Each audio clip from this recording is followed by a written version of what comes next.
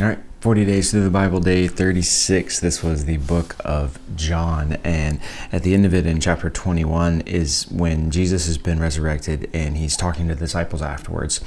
And he's speaking with Peter.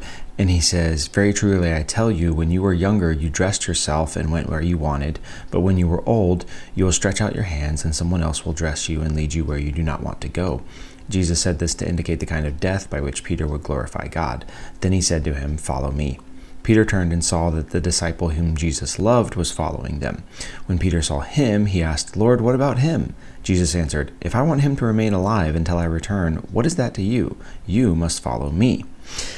And this stuck out to me this morning because we all have such a tendency to compare ourselves to everyone else and to want to make sure that our stories and our challenges and our callings and everything else is fair and equal, and like, well, if I'm gonna die a terrible death, then like surely like he's not gonna do fare much better, right? Because like we're both disciples, we're both like we're pretty equal here, like it's probably probably about the same for him, right?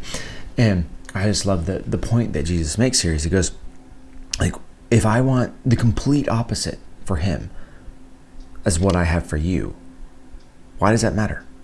Like, what is it to you? If you are going to die a horrible martyr's death, but I'm going to let him live in peace and security for forever, why does that even matter? Why is that a thing? And if it is a thing, then what are you going to do about it, right?